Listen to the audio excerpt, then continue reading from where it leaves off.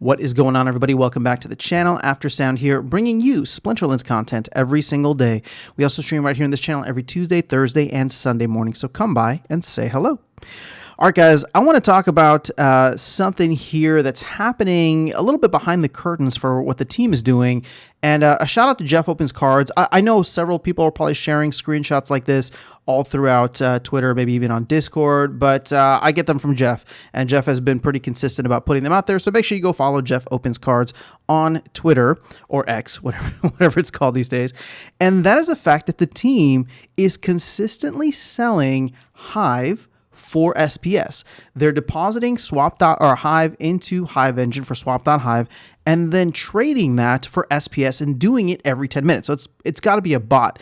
And I don't know if there was also one that was happening for DEC. I think, if I'm remembering this correctly, they were buying DEC previously through that method, and then maybe they switched over to SPS, or they've been buying SPS and then they will burn that for the DEC. However it ends up working out. The whole point that I'm trying to get at here is the simple fact that they are selling Hive and buying SPS, buying in-game tokens. So it's not uncommon, right, for projects to be supporting their own tokens. I think that's absolutely fine.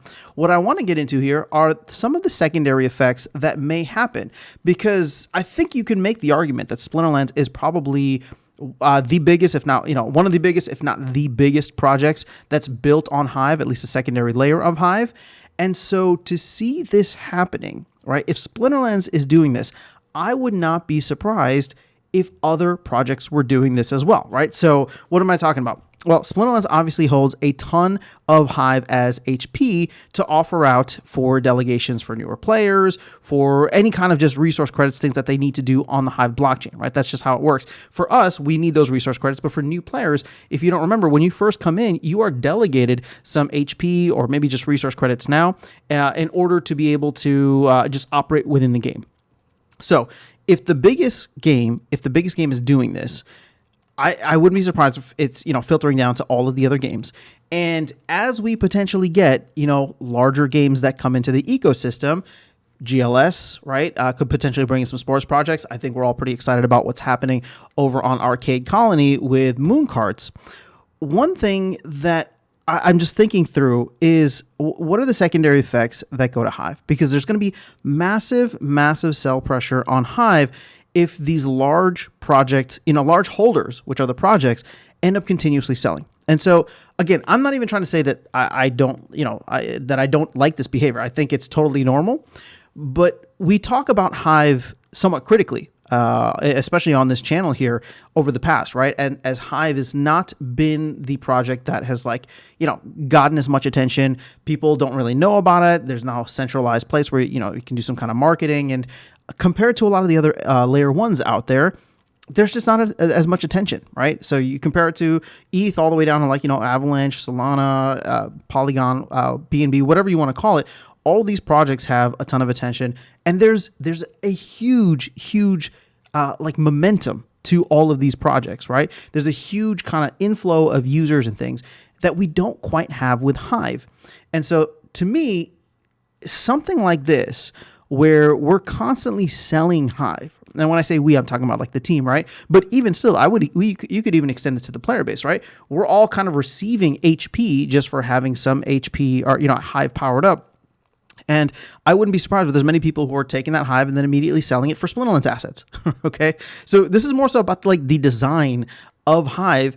And if, in a way, not Splinterlands specifically, but just projects that are built as a secondary layer on Hive are essentially shooting themselves in the foot by shooting Hive in the foot.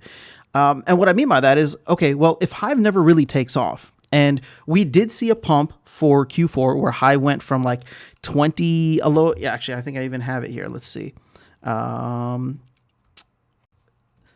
we go. All right, so Hive was at a low of 26 cents, we'll call it, back in September of 2023. We pumped maybe to a high of 38 cents. That's what, a 50% gain, during which, Bitcoin last year went, from a low of 15 to 20K all the way up to 45. We saw other, projects. Solana did like a 10X or something like that, right? Other projects that are talking about layer one blockchains, right? So Polygon, BNB, like all these other projects did very, very well. And, comparatively to Hive, maybe on a percentage basis, it wasn't that much more significant.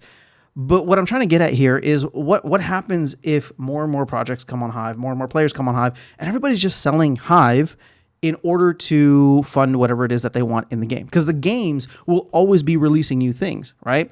And so I guess what I'm trying to get at here is that, are we getting to a situation where the more this thing grows, the more people that come in, even if it's just slowly and steadily, will continue to keep Hive somewhat under the radar? And I don't mean that in a good way, right? Like, it's under the radar, meaning that people just don't know about it, and we're not getting a lot of confidence because people come in and they look at the Hive chart over the past couple of years, and it's like, yeah, okay, it looks like a shitcoin, right? Which, again, I'm not even going to get into that part.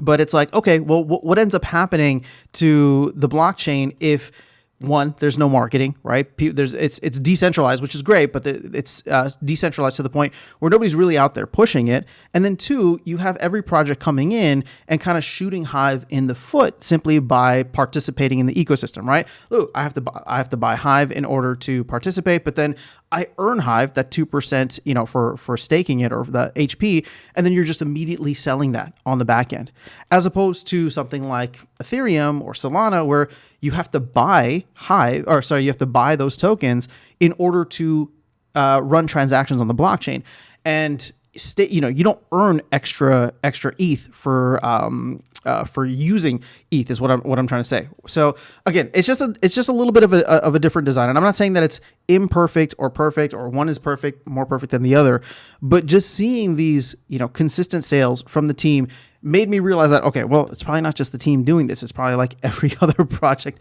that's out there. It's probably even large large Splinterlands / Hive whales that are taking a bunch of Hive, selling it, and buying more in-game assets.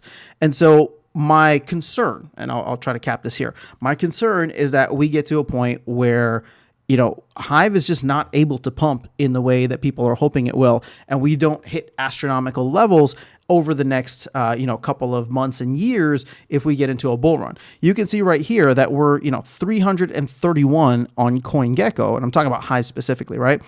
So it's not even a top 100 coin, and it just doesn't have the visibility, it just doesn't have the adoption, and a lot of that would come from increasing the price of the token, increasing the market cap. That would increase the visibility and probably some conviction for folks who may not want to come in and play games or projects that are built on Hive because they just trust games that are or projects that are in the top 50 coins, or whatever the point is, right? We lose a lot of credibility because of that. So my takeaway here is not that I think the team should stop, but I just don't know what the path forward is for Hive. And we've talked in the past a lot about Hive being one of the limiting factors. And to me, I'm just presenting this almost curiously as a piece of evidence to you guys, wondering if you feel the same way, where it's like, well, are we kind of spinning our wheels here? And not that we should jump to another blockchain necessarily, but this does, in my opinion, make an argument potentially for that. Now, again, we all like Hive. It's fun. It's kind of like our own little sandbox and playground. But if it never is able to become like a top tier blockchain, are we ever going to be able to be a game or even just an ecosystem? And I'm talking about Hive specifically, right? Because that can include Arcade Colony, GLS, Splinterlands, and even others, right? Decrops, Zing, the new token out there, Golem Overlord. Sorry, I know I'm forgetting some games. But my whole point is, are we ever going to be able to achieve that level of kind of like mass adoption that everybody's hoping for if we stay on Hive? Can Hive ever be a partner in helping to achieve that mass adoption? And again, I'm just presenting this here. I don't want to draw any conclusions. Obviously, where I'm feeling about it, as we've talked about it many times. But let me know your thoughts in the comments below. Otherwise, I'll catch you all in the next video and see you around the game. Take care.